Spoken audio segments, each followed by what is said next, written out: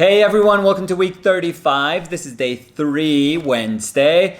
This is our ongoing Only Earth week. So on Monday, we painted Fer, a very teenage version of Fer.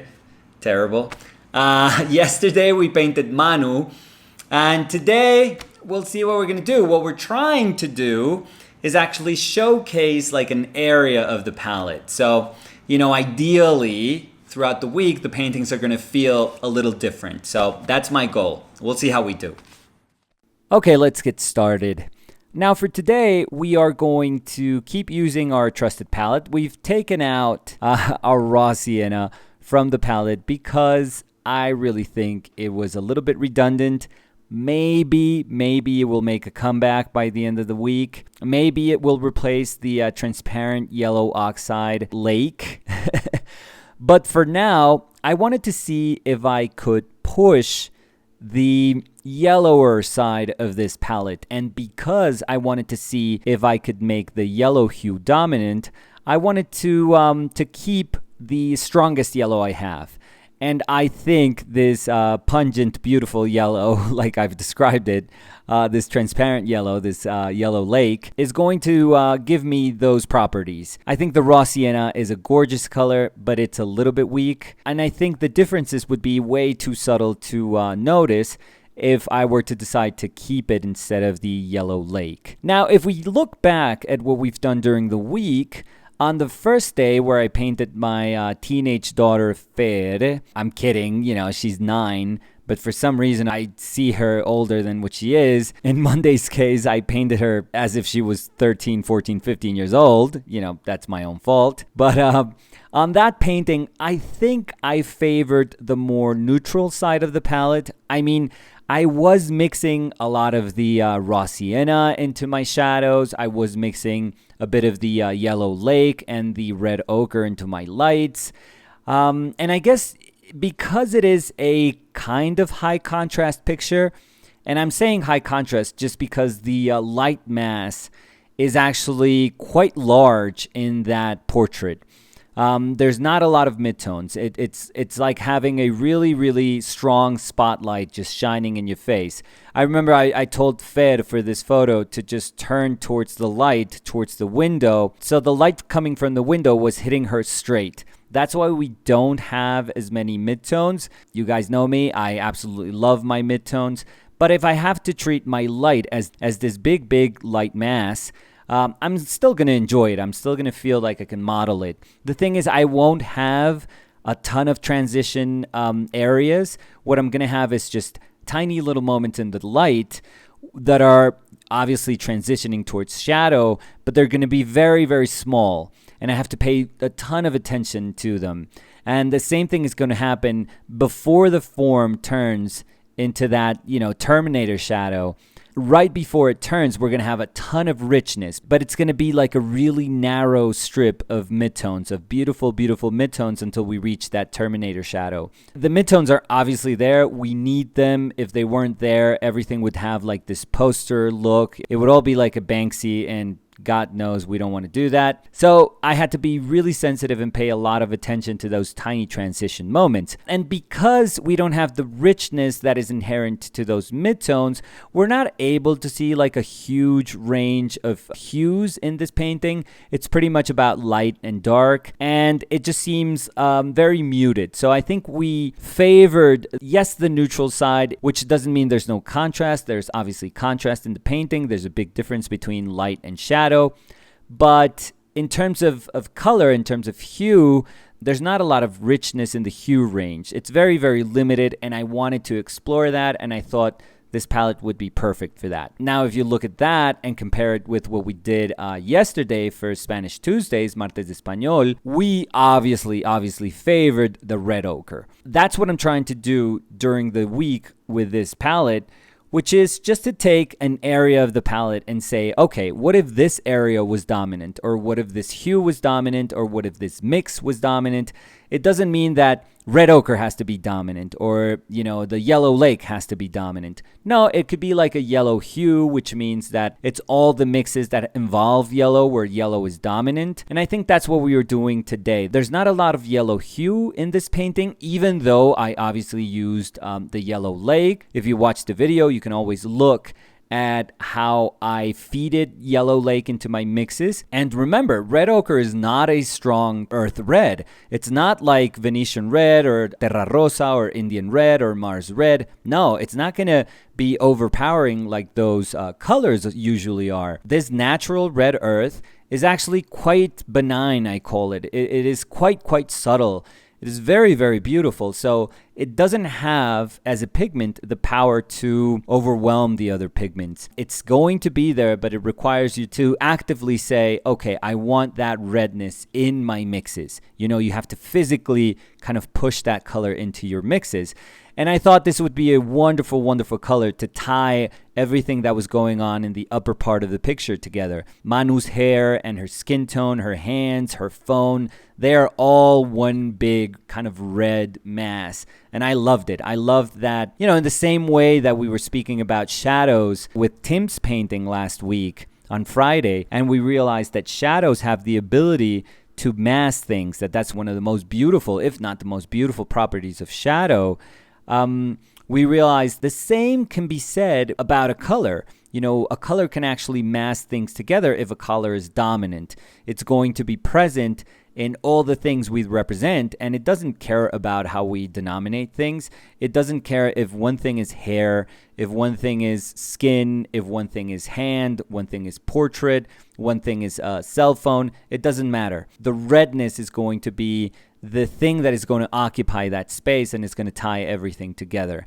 And I wanted to do that and then pair it with a very cool side of the palette. So we have that redness against a very kind of neutral, cool possibilities that we can get from the Castle Earth, from the Van Dyke Brown, which, remember, we've said how it actually kind of behaves like a black, like an ivory black, but not quite. So it's a black, but not quite. We can actually get very cool tones with that earth tone, but cool tones in relationship with every other color within that earth palette. It doesn't mean that by itself, its very nature is cool. Actually, when you put it in a broader spectrum of colors, we realize that it is still earthy, and it does have just the tiniest hint of warmness, which makes it, in my eyes, like I said last week, kind of like the perfect color to do grisaille. I really think it's an absolutely beautiful color to do grisaille, and it won't tend to go to the cooler side, which is what happens when we tend to use black. We think that we're doing a grisaille, like a perfectly neutral grisaille, when we use, for example, ivory black and titanium white, when in fact it's actually very, very cool. You get very bluish grays with that mix. So it was very nice to just pair that earthy red, enveloping the upper part of the painting with the cooler side of the palette, our cooler side of the palette, which is represented by that Castle Earth. Now for today, for Fer's painting, I wanted to see if I could push the yellow side of the painting. That was going to be my goal, because I realized with Monday's painting and yesterday's painting also that I was favoring my redder side of the palette and my more neutral side of the palette. I was probably making more dominant the red ochre and the Castle Earth side of the palette, obviously alongside with titanium white. And this is very important when we use not only this palette, but every single palette.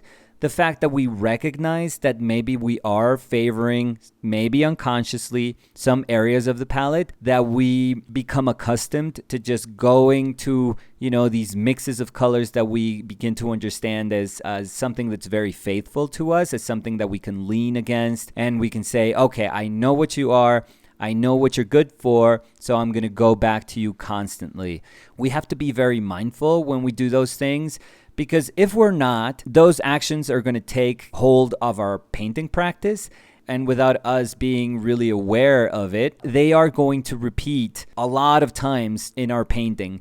And there's nothing kind of sadder, I feel, than when paintings become predictable, when we already know how a painter paints a painting. And this is something that's prone to happen when we just produce and produce and produce paintings. And let's say perhaps they have to obey a certain kind of aesthetic that a gallery likes, that a market likes. They can be wonderful when we see them for the first time. Even, a couple of paintings when we see them, we're like shocked and we're so enamored by them. But if we see a whole show of paintings that are painted in the same way, paintings that rely upon being resolved in the same manner, that's always going to be a tell. That's going to be where we start ruining what's beautiful about our painting. And we have just sadly overworked something that should have felt special. We didn't respect the fact that it was meant to work at a very specific moment and it was trying to solve one particular thing. No, we took that formula that we realized worked, and then we just extended it through tens and dozens of paintings, sadly. That's why I say it's very sad when that happens. So what do we do to avoid that? It's very, very simple. We just say, okay, I know that I'm favoring one side of my palette. I know that I'm doing so by just going to a ton of mixes that I always think work. Let's explore another side of the palette. And that's exactly what we did today.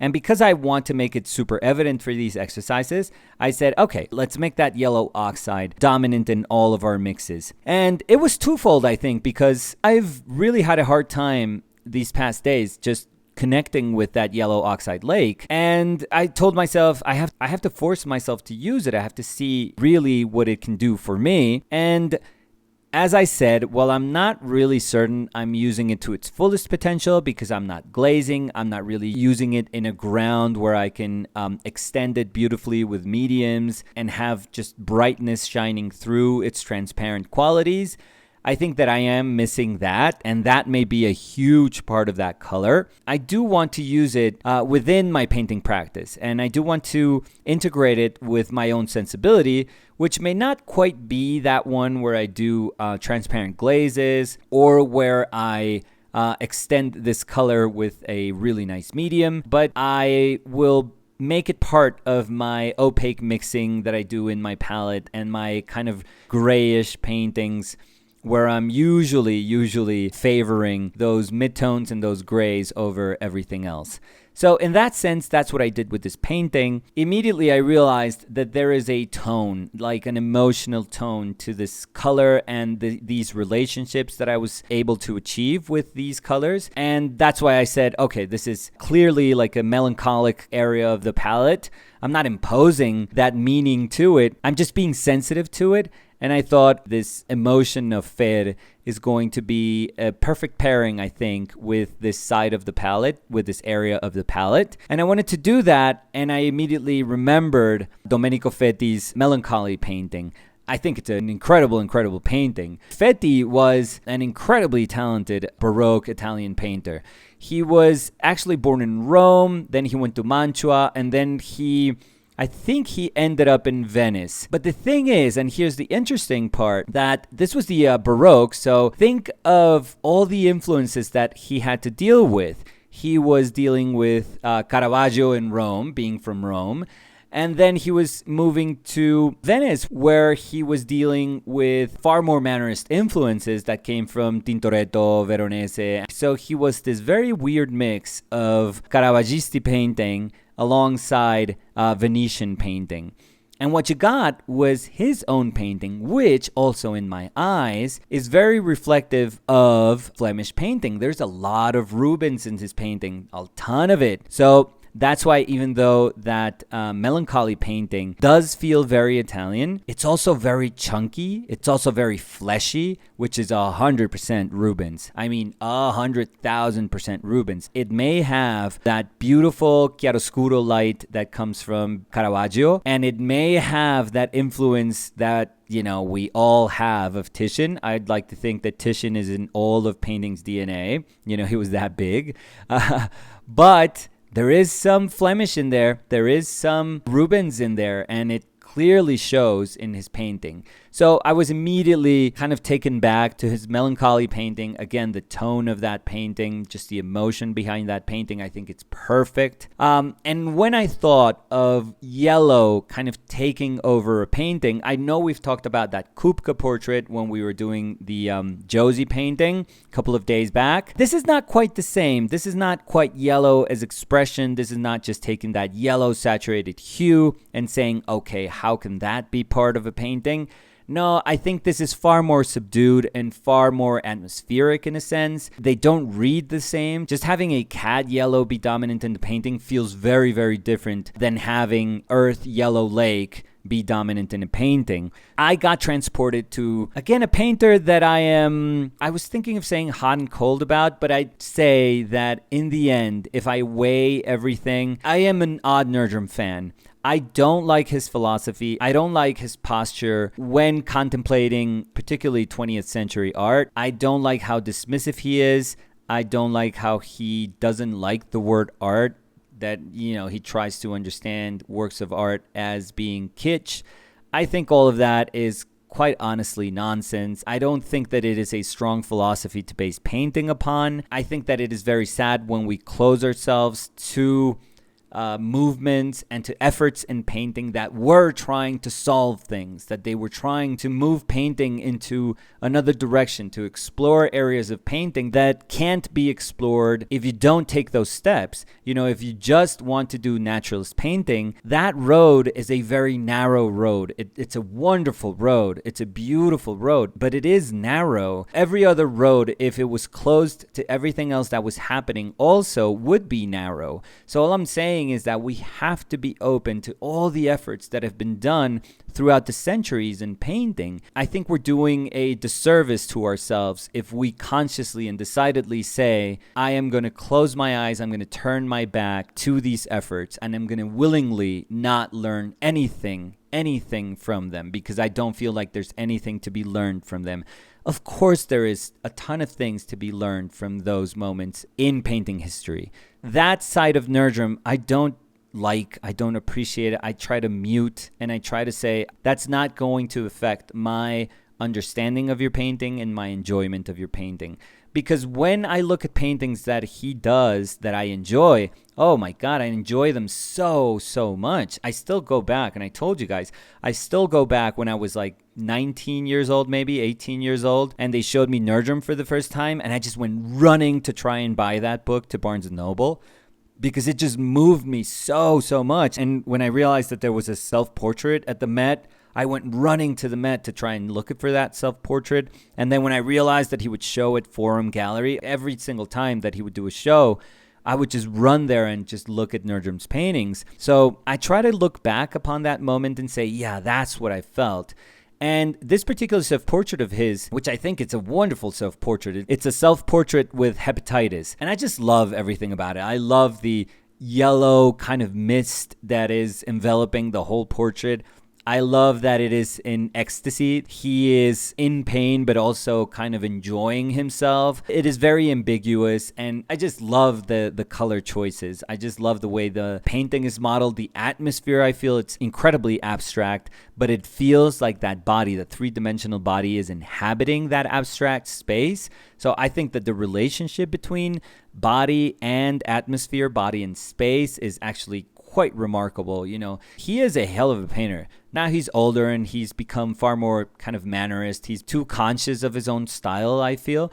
But Nerdrum is a hell of a painter, no doubt about it. I mean, in terms of that naturalist, realist tradition of painting during the late 20th century, he has to be there. He is that good of a painter, regardless of how we feel about his paintings. But he is a terrific painter. So I was reminded of the tone of those paintings. I was reminded of Fetti's Melancholy and of Nerdrum's, hepatitis self-portrait. And I thought, yeah, that's the air that this painting has. I even wanted to. I didn't do it because that's not something I usually tend to do.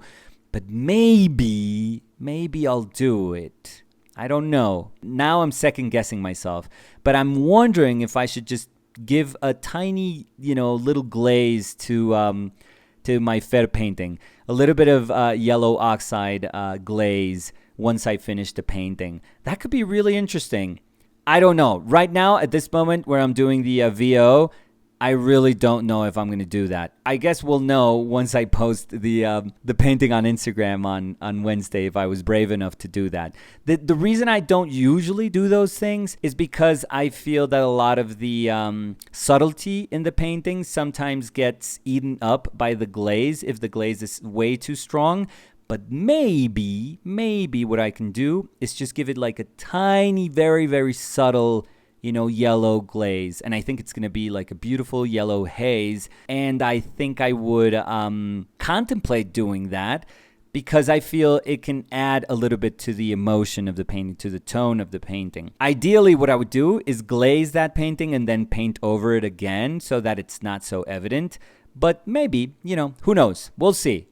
So that was today's effort. Thank you guys for hanging out. Tomorrow, we'll try to kind of accommodate ourselves in another area of the palette. I think I'm going to go mid-tone heavy. I think I'm going to go with a self-portrait, which is really great. When I say mid-tone heavy, I always think of myself. I always think of how I paint.